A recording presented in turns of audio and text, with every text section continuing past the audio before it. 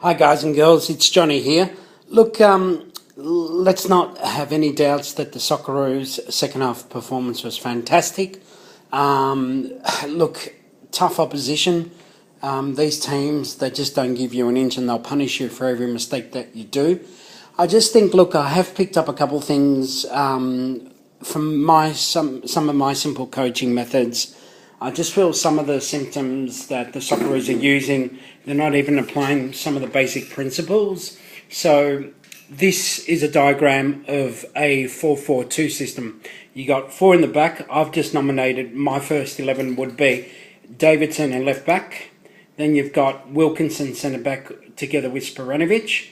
And then you've got right back with Franic, or the new replacing, because I think Franic has done his hamstring. And then you've got your goalkeeper as well. Then in the forward and the midfield, now this is the important thing that's not been done effectively.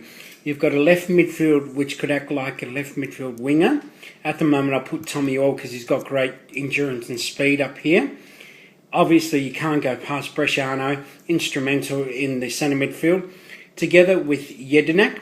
Now, what you can probably do is place Jedinak just behind Bresciano if you want him to play as a defensive midfielder, or you can line him up next to Bresciano. And then you've got Milligan or Leckie on the right-hand side as well. So you've got four top midfielders.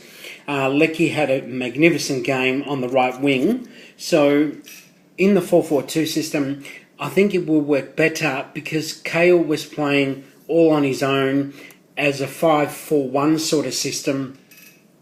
I think he was just too much relied upon. Look, he scored two magnificent headers. Obviously, one was disallowed.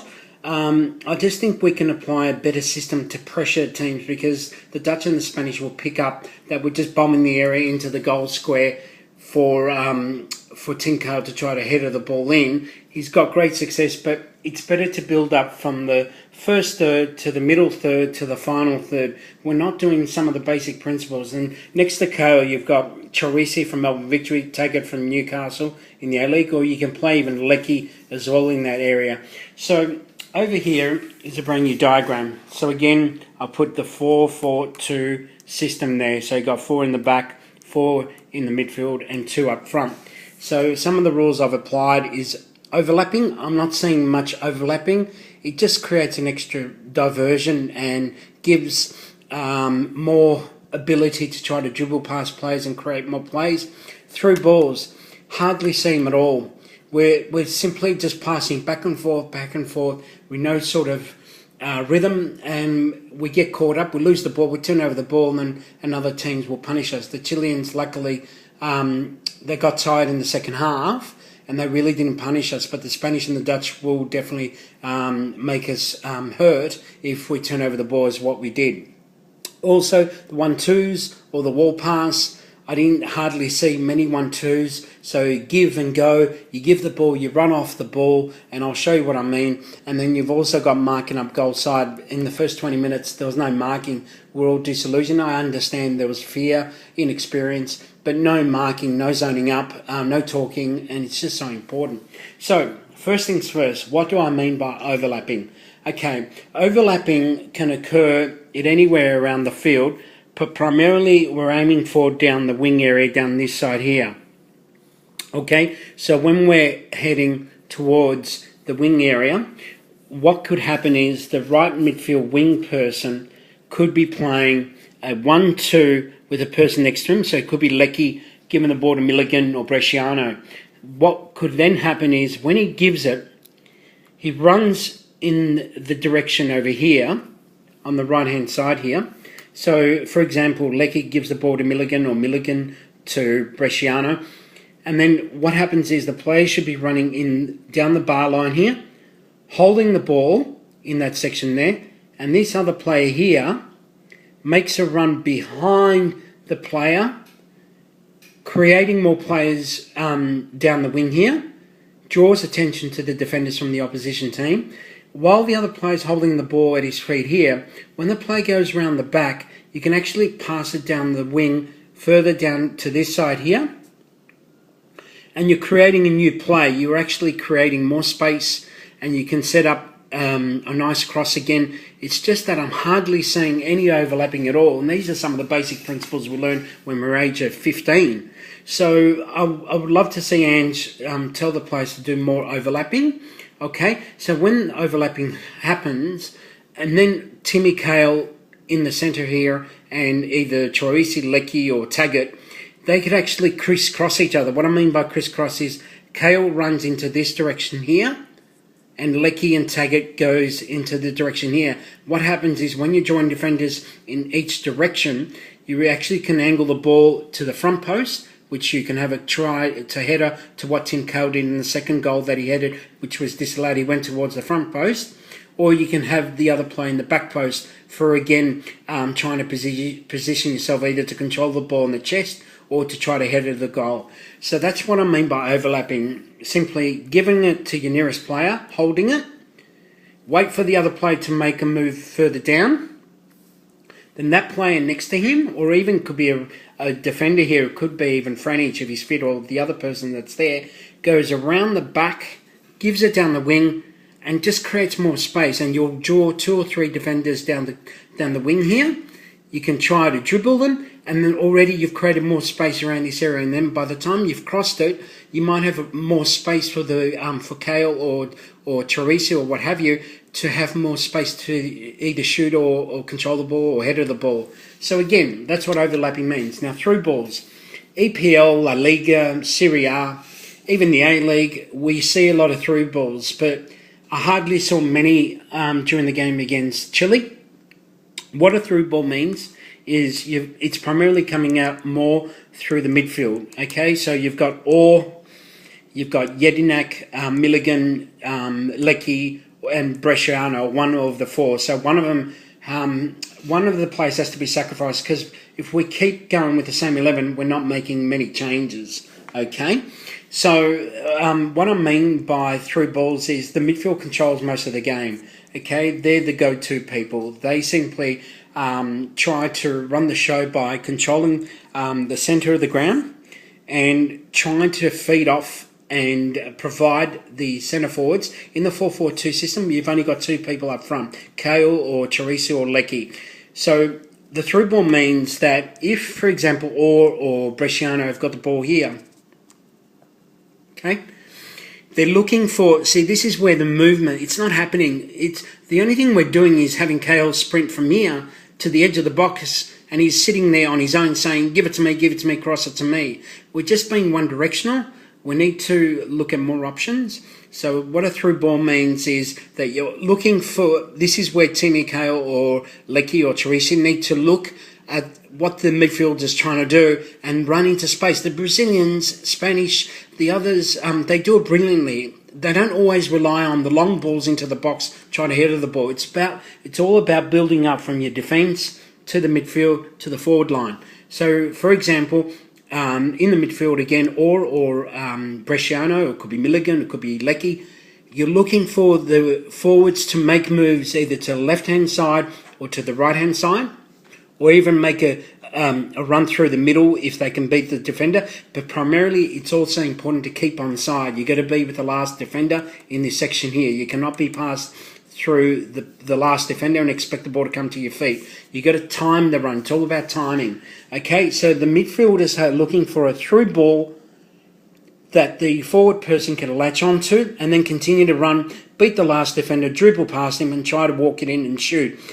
Most of the goals are actually done through balls, okay? So basically a through ball, again, is using, see, Bresciano is brilliant at this. He is the go-to person with through balls, but there's not much happening. We're under pressure a lot against Chile. We hardly, again, did any through balls. Okay, so Leckie, he tried a couple, but he ran out of space. So there's just needs to be more communicating and talking. So, for example, if I'm a forward in this direction, if I'm a Troisi or a Cahill, I'm looking to try to see where my defender is and fend him off and run into space that then the midfielder can put a nice through ball in. I can latch onto and start dribbling and try to shoot for a goal. So that's what a through balls means. You can actually do through balls on the defence, long sort of through balls through this way. But primarily it's the midfielders around in the center section here that call the shots, and these are probably the easiest people to talk to your forwards and say, put it through here. You know, Timmy Cahill should be calling. But what I'm just saying against the game against Chile, we're just getting stuck in the box, and we're becoming just too one-dimensional. We're not doing anything. We're just, look, he's got a fantastic header. But when you're playing against the likes of Brazil and all these Germans and Spanish and the Dutch, they will suss you out. They will stick to you like glue. And even though how high Timmy Cahill will get all the attacks that we'll do will be shut down automatically. It's called about zoning up, and we need to think outside the square box. We're not doing it. That's why I'm doing this quick tutorial, because we're not looking at some of the basics. Now, 1-2s is another thing. Again, similar to the overlapping, what we talked about in the first step. 1-2s, it simply means that it could be or Milligan or Bresciano or Leckie. It's just doing the 1-2. You pass to your nearest player. That player, once you pass, the same player will then continue to run in an open space and then play another 1-2 with the same player. So you're giving and go, and you run to that area. And you can continue. It's another term is called wall pass. You can do a double wall pass as well, which means that you give it once, you run into the space, and then you open another section around this area, and you continue to pass it. It's called wall passing. So you're feeding the same player, you're running off the ball, and you continue on to create space. So then you draw the defender closest to you around this area. It then allows more space for our other fellow teammates to run into, so you can continue on to do 1-2s. I've seen a lot of goals in the EPL scored by 1-2s. It's simple, give and go, run off the ball, and then you're just creating more space, and a lot of goals are scored through that way. So that's what 1-2s means. Now, marking up goal side is very important. First 20 minutes, we're in La La Land. We had about 6 defenders around here. This against Chile. It was a bit unfortunate. The header went downwards to Sanchez, I think it was, and no one was zoning up, and he had all the time in the world to place the ball and score the first goal. Second goal, the same thing, that the guy was given the ball in the box, no zoning, and completely all alone, and he placed the box 2-0 up after 15 minutes. So it's important to stay goal side of your player. Goal side means that you're a defender here, you side by side, shoulder by shoulder, you're right next to him. Don't stay behind him because he'll probably beat you on speed. When you go side, you're level pegging. So to best describe it, you're really putting your shoulder against his shoulder, but you're facing towards your goal area, so you're facing that direction, but you're actually watching every move that player does. So if that player decides to go forward, you run with him on the side of his shoulder. If that player decides to go into the middle, you run with your player. So obviously what happened was Wilkinson or Sporanovic, Davidson and Franic, they weren't talking to one another, and it was all happening so quickly and disillusioned, and all of a sudden the ball came to 2 of the Chilean players unmarked, and they punished us. Obviously, Spain and the Dutch will do the same. So these are the same basic coaching principles I've been doing for many years, and we're not doing it. We're not doing it. People can call me, I think I'm an expert, and I'll talk Kripal all the time, but when you go back to the basics and look at the videotapes, we are not doing some of the basic principles, and we're just relying too much on Timmy Cahill. Yes, he did score a brilliant header. Beautiful.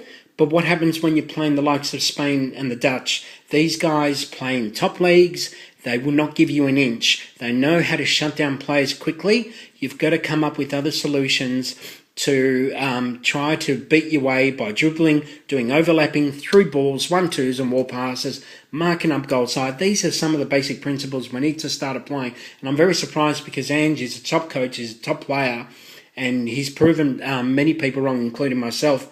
But we had a great chance to beat Chile. We were beaten by a classy side. They were not the best team. Let's be honest with it. Chile took their chances in the first 20 minutes and they punished us. So basically, we are now playing top-notch, the world champions, and the Dutch, who crushed them 5-1.